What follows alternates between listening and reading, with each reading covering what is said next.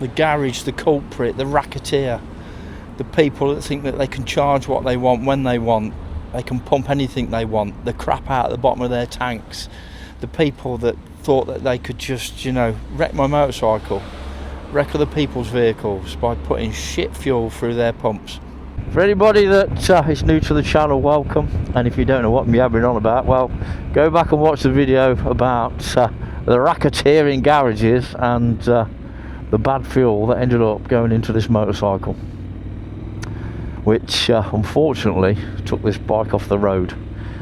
And we'll get into that in a bit more detail in a bit, on what it cost me, what I had to have done.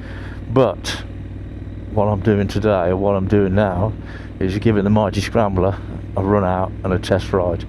So I always have my bikes fixed by a lovely guy called Dave at Wolvie Motorcycles in Nuneaton, and he's been spannering and tinkering my bikes for the last 20 years. And it's always good when you can support a small business, but not only that, when you find somebody that you can trust to actually work on your motorcycles, and you know that no matter what, 100% he's going to get it right, and he always does. Bless him, does he, Dave? And he never rips anybody off.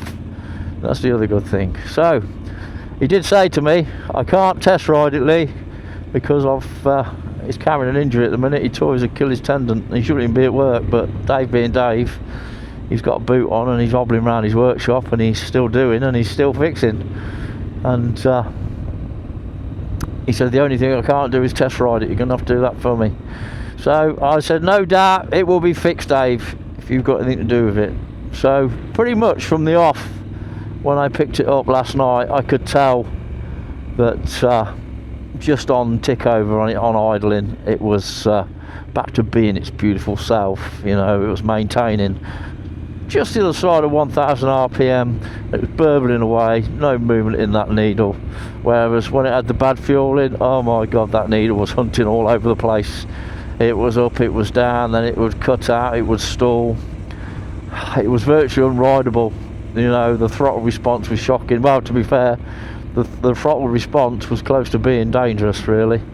So yeah, it's good to have the mighty scrambler back and fixed. And this all started from my local garage just selling me crap fuel, and I think they just dredged the bottom of their tanks and were trying to make as much money out of what was left in their holding tanks as they possibly could. So when Dave took the bike apart, emptied the tank, there was a mixture of crud, crap and water. Yeah, can you believe it? Water in my fuel tank. One of the spark plugs was totally white, which meant it was just trying to burn water. I think I was lucky that I just stopped riding it when I did, because it could have caused a hell of a lot more damage to the engine. I think I'm really lucky the fact that what I've had done has cured it, and well, let's hope it's cured it. So this next hour I'm going to give it a really good test ride. I'm going to put the bike through its paces, take it down the twisties, lots of throttle work, just to make sure that she's back to her good old beautiful self. So I ended up changing the fuel filter, which was 69 quid plus the VAT. Had the tank decontaminated and some good fuel put in, and I also had new spark plugs fitted. As I say, one of the spark plugs, one was running really rich and the other one was just pure white. It'd just been trying to burn water, which is absolutely ridiculous, or from what we can tell it was burning water. So I have boycotted that garage to this day. I've even been in a few times, and when I've seen motorcyclists pull in, I pulled in behind them and I said, look, do not put fuel in your bike in this station. It will wreck your bike. It's just cost me 150 quid. And that's what it cost me all in. All in to have new spark plugs, the fuel filter, the tank decontaminated and the labour. It cost me 150 quid. It was 150 quid well spent, but it was 150 quid I shouldn't have had to spend. Now, the garage itself is denying all liability. They won't have none of it. All I've had from them is, can I prove it? And the thing is, should I have to? I've been a loyal customer to that garage for years. I feel a car, a camper van and 4 bikes in that garage. They know my face, and to the point where they basically called me a barefaced liar, and saying it wasn't their fuel that caused it is just even more of a slap in the face. So from this day on, that garage, or from the day on when I put the bad fuel in, that garage is being boycotted. And I just keep leaving really shitty Google reviews, and I will keep doing so for as long as I feel necessary. Oh, I do love this bike, and the throttle response straight away is just beautiful. It's there when you want it, you know, coming out of those bends.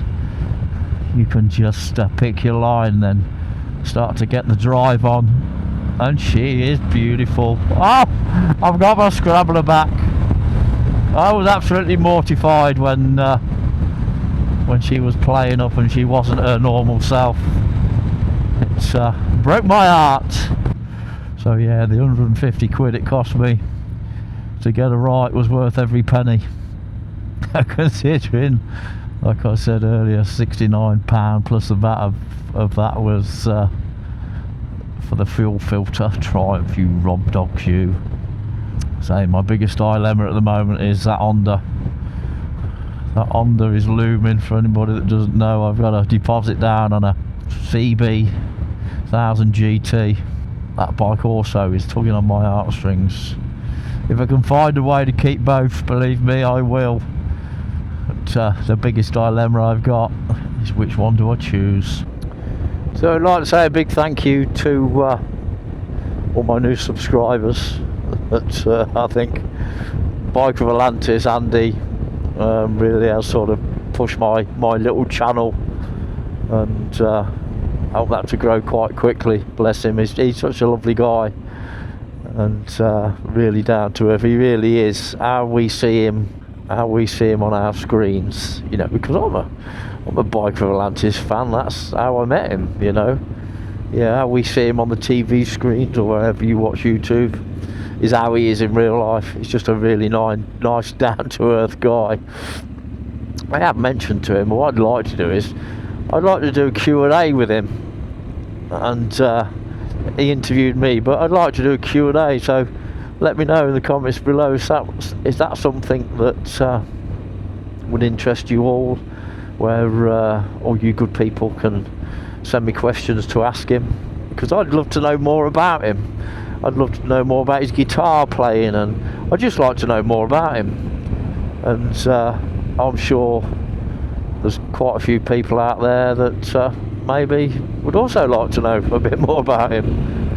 And so yeah, so if you want to start leaving questions in the community posts on my channel, or even in the comments to this video, and yeah, I'll start I'll start hassling him to do a live, and maybe we can do a live on a Sunday night or something, and we do a Q&A where we can bombard him with questions and find a bit more about the biker of Atlantis.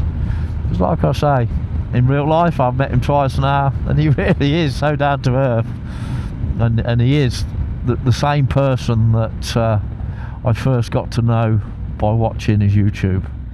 And I found nothing different in the person when I've met him in real life, so I find that quite intriguing.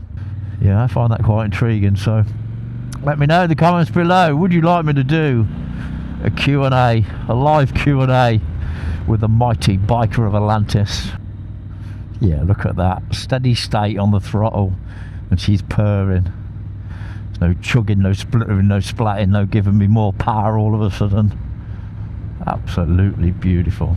Right, well, let's give her the test ride she needs. I'm going to give her a good shakedown, and put her through her paces, and see where we are with her. So for now, I'm going to stop yabbing and start riding.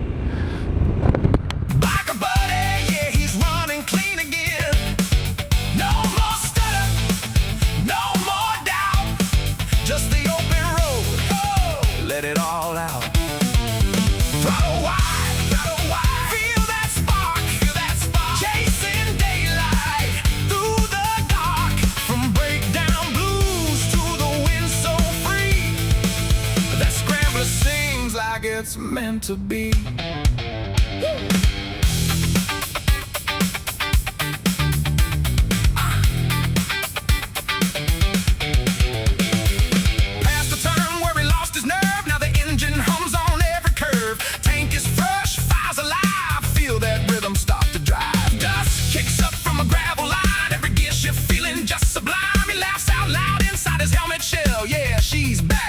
I can tell.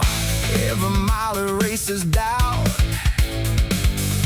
What was broken, sorted out. He's riding out, see the smoke fade thin. Like a buddy, yeah, he's running clean again. No more stutter, no more doubt.